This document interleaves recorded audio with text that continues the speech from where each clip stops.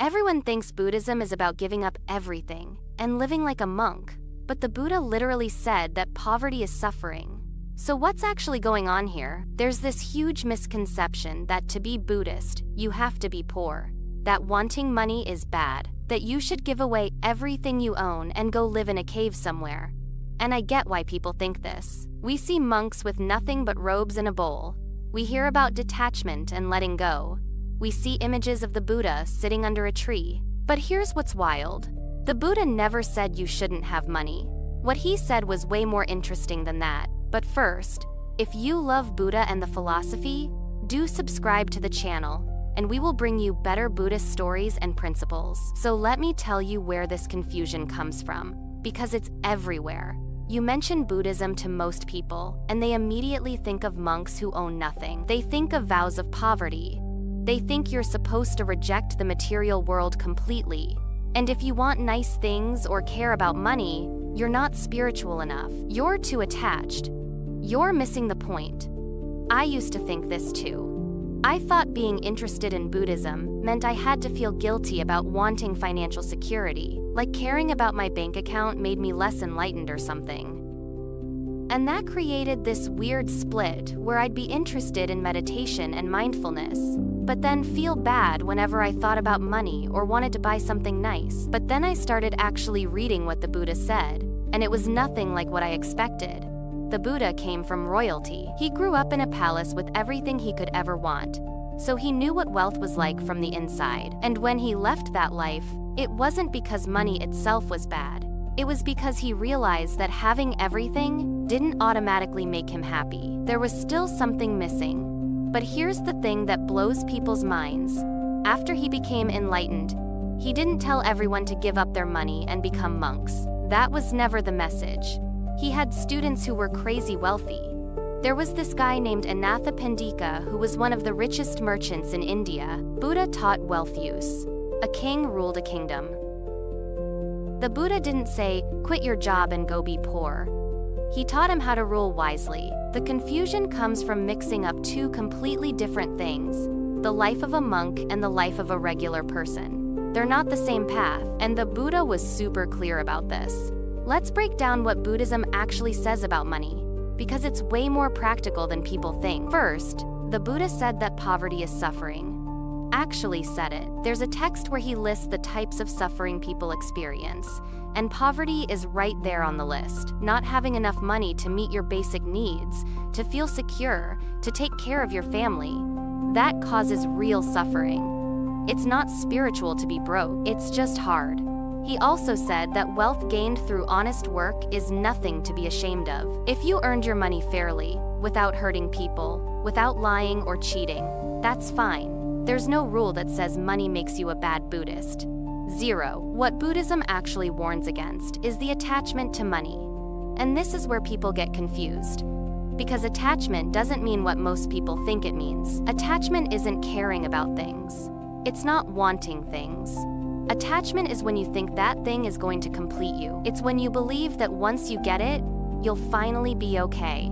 It's when your whole sense of self gets tied up in having or not having it. Let me give you an example.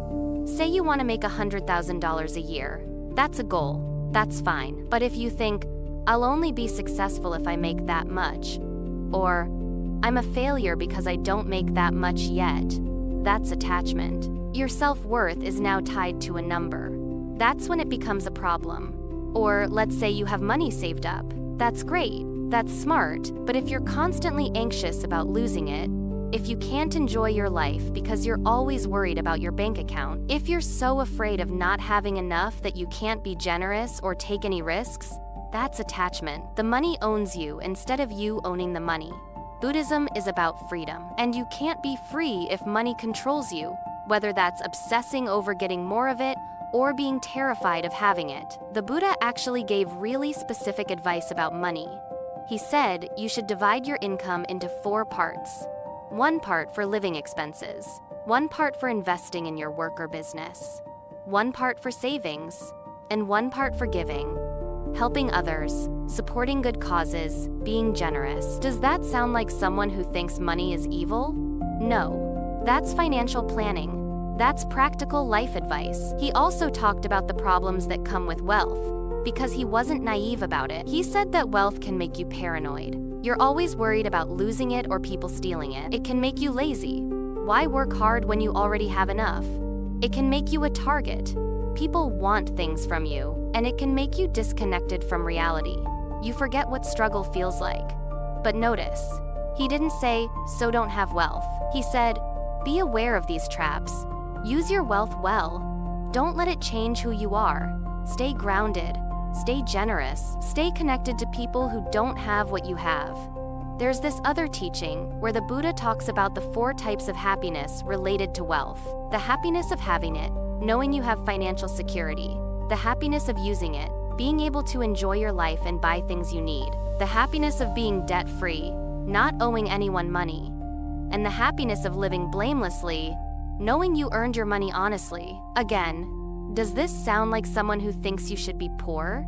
He's literally describing the happiness that comes from financial health. The monk thing is a totally different path. Monks give up personal wealth because they're dedicating their entire life to practice and teaching. They're supported by the community. They don't need money because their food, shelter, and robes are provided. It's a specific lifestyle choice for people who want to go all in on the spiritual path, but that was never meant to be everyone's path. The Buddha knew that society needs people doing regular jobs, raising families, building businesses, creating things. He never expected everyone to become monks. What he expected was for people to handle money consciously, to earn it fairly, to use it wisely, to not let it control them, to share it generously, to remember it's a tool, not a purpose. Here's the moment this all clicked for me. I was reading this story about a wealthy merchant who came to the Buddha super stressed out. He had all this money, but he was miserable. He worked constantly. He didn't trust anyone. He was always worried about losing everything. And he asked the Buddha, should I just give it all away? Is that what I need to do? And the Buddha said no. The problem wasn't the money. The problem was that the money had become his entire identity. He had forgotten how to be a person separate from his wealth. He couldn't enjoy a meal without thinking about business. He couldn't be with his family without worrying about his accounts. The money was supposed to serve his life, but instead, his whole life was serving the money. So the Buddha taught him how to relate to wealth differently.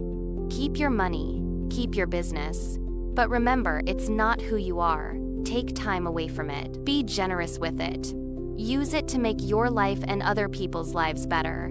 Don't let it be the only thing you think about. And that's when I realized Buddhism isn't against money. It's against suffering.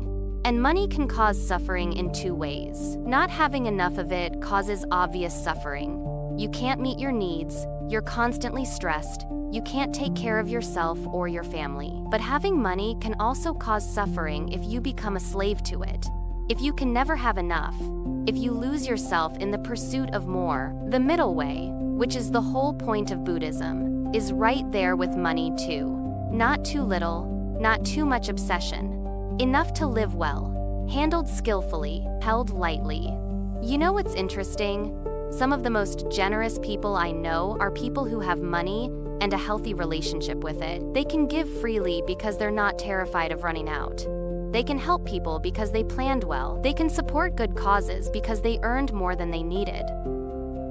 Meanwhile, some people with very little money are incredibly attached to every penny because they're in survival mode. And that makes sense. That's not a moral failing. That's just what scarcity does to people. Buddhism isn't saying poor people are more spiritual. It's saying everyone, rich or poor, needs to work on their relationship with money so it doesn't control them. So let's get clear on what Buddhism actually says about money. It's not evil. Poverty is suffering, and having enough money to live comfortably is good. You're allowed to want financial security. You're allowed to enjoy nice things. You're allowed to build wealth. What matters is how you get it and how you relate to it. Did you earn it honestly? Are you using it to make your life better without hurting others? Can you be generous with it? Does it serve you, or do you serve it? The goal is freedom. And freedom means not being controlled by money, not by having too little of it, and not by being obsessed with getting more of it. The Buddha taught monks to give up personal wealth because they were choosing a specific path, but he taught regular people to be smart with money, to save it, to invest it, to enjoy it, to share it, to not let it become their whole identity. You can be interested in Buddhism and also want to pay your bills without stress. You can meditate every day and also have a retirement account. You can practice mindfulness and also negotiate a raise. None of that is contradictory. What would be contradictory is claiming to practice non-attachment while being completely driven by money, or claiming to practice compassion while hoarding wealth and never helping anyone. That's where the actual problem is. Buddhism is about waking up to reality, and the reality is that money is a tool. It can reduce suffering when used well. It can create suffering when used poorly, or when we become obsessed with it. That's it. That's the teaching. So if you've been thinking you can't be interested in Buddhism because you care about money, you can let that go. The Buddha would probably tell you to get your finances in order so you can have the space and security to actually practice. What do you think about the Buddhist philosophy on money? Leave your comments below and subscribe to our YouTube channel, Better Buddhist. We strive to give you better content on Buddhism.